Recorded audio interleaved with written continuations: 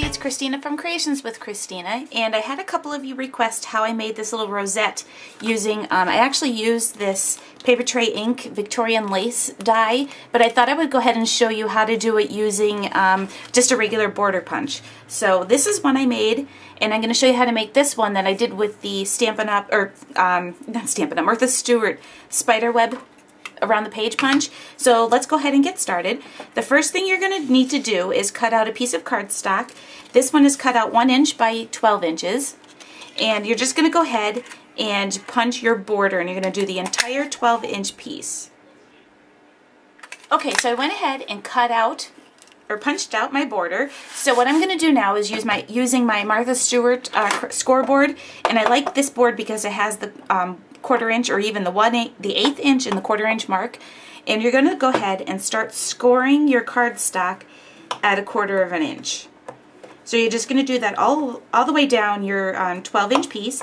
Just be careful that when you're going over your punched areas that you don't push too hard and you don't rip the border that you punched. Okay, so there we go. I went ahead and did all my score lines. So what we're going to do now is, I'm just going to leave this right here, is start our folding, and you're going to fold the entire 12-inch piece, and you're going to go up and down. So you're creating little valleys and peaks. So you're going to do that all the way along your 12-inch piece that you punched here and scored. So, and you just want to make sure you have some nice fold or crease lines on your score marks there. Okay, so it's going to look like this. So you're going to go ahead and do the whole 12-inch piece.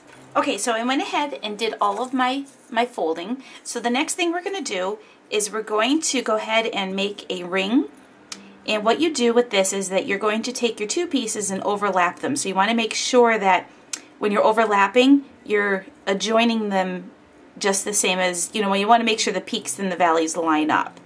So we're going to go ahead, and I'm just going to use some quick dry glue. I'm going to put a little too much on there. And we're going to go ahead and put this together.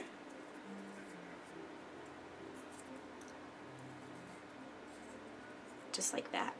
And I'm just going to hold this for a second just to wait for it to dry. Okay, so now you have this ring, and what you do is, since I'm using a textured cardstock, I want to make sure my textured side is facing up.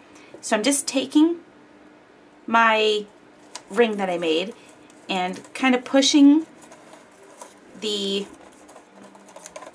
center into the middle here, so it kind of lays, it'll lay flat, just like that. Let me show you one more time. This is my ring. You're going to take the flat area, so you want the border, the punch side that you punched out facing down, and bring it in,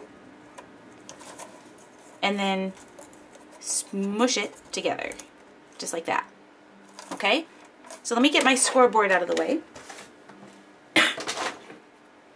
What you're going to need next is a 1-inch circle. So I'm just going to punch one out using a punch, and then I'm going to use, I think this is the 3/4 inch circle, so I'm going to need one of those as well.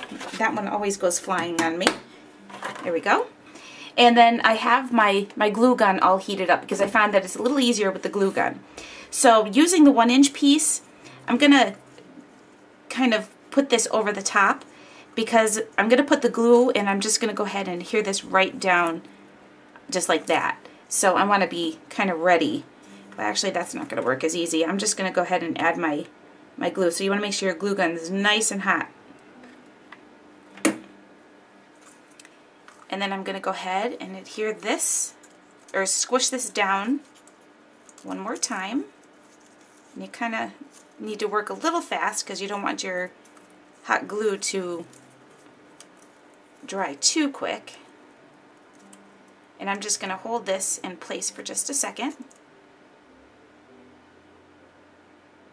while my hot glue kind of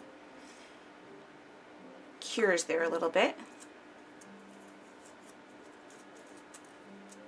Okay, and then the next thing I'm going to do is I'm going to take my 3/4 inch piece, and I'm going to, add some hot glue to the back of this. And of course it would land upside down on my craft mat.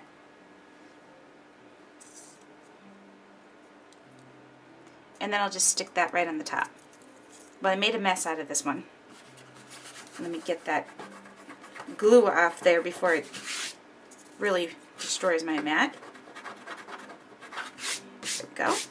So there we go. That's how you make a rosette.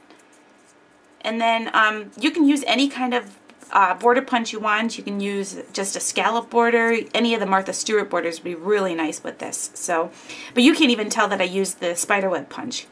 But this would be really cool on a Halloween card or something like that. Okay, so that was just my tutorial for today. Thanks for watching another episode of Creations with Christina. See you next time. Bye!